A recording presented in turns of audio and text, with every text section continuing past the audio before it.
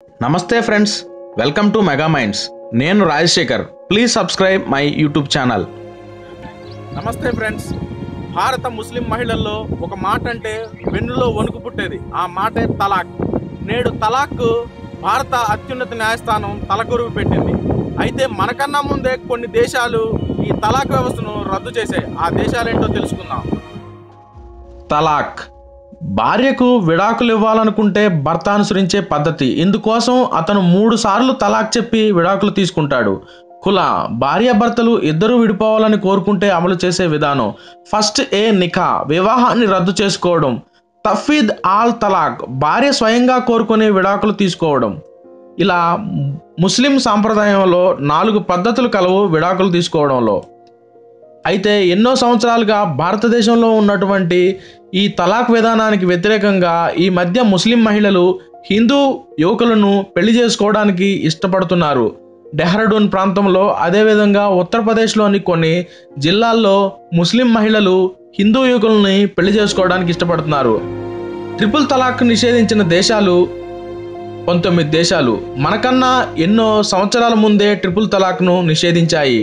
ఆ దేశాలు Turkey, Tunisia, Algeria, Morocco, Cyprus, Syria, Pakistan, Iran, Qatar, UAE, Iraq, Jordan, Egypt, Sudan, Bangladesh, Sri Lanka, Malaysia, Indonesia, Brunei. ఇలా 19 దేశాలు triple తలాక్ను నిషేధించిన దేశాలు. అయితే మొదటగా పాకిస్తాన్ గురించి తెలుసుకుందాం.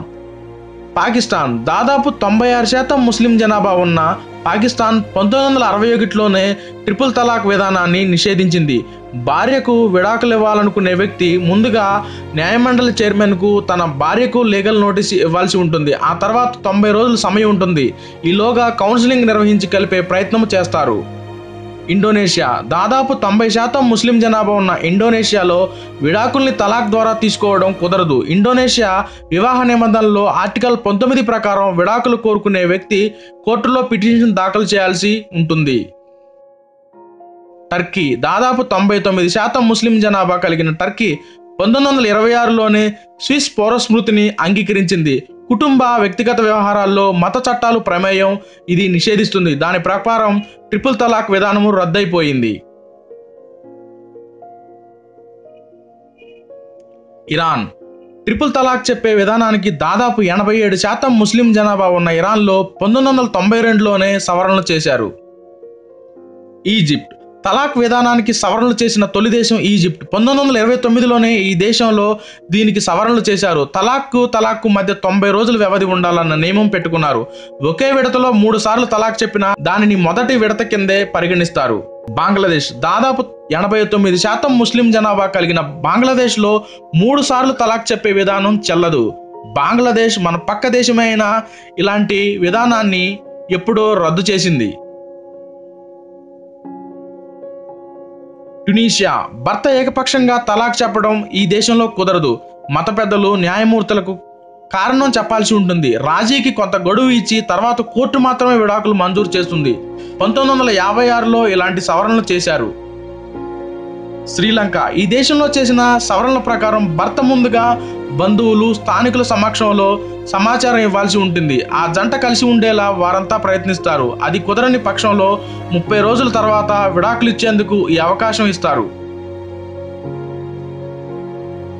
అల్జీరియా ఇక్కడ తలాక్ చెప్పడం కుదరదు. కోర్టు మాత్రమే విడాకులు మంజూరు చేస్తుంది. అది రాజీ యత్నాలు చేసిన తర్వాతే. రాజీకి 3 నెలల సమయం ఇస్తారు.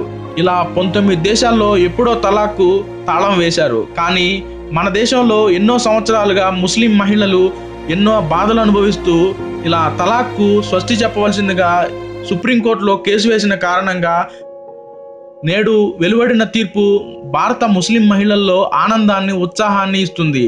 తలాక్ను రద్దు చేసిన కారణంగా భారత అత్యున్నత న్యాయస్థానానికి, అదేవిధంగా కేంద్ర ప్రభుత్వానికి భారత ముస్లిం మహిళలందరూ కూడా ధన్యవాదాలు తెలియజేస్తున్నారు. అదేవిధంగా ఎంతో ఆనంద ఉత్సాహాలతో ఉన్నారు.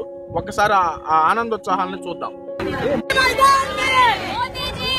मोदी जी आगे बढ़ो, सब लोग एक साथ करिए।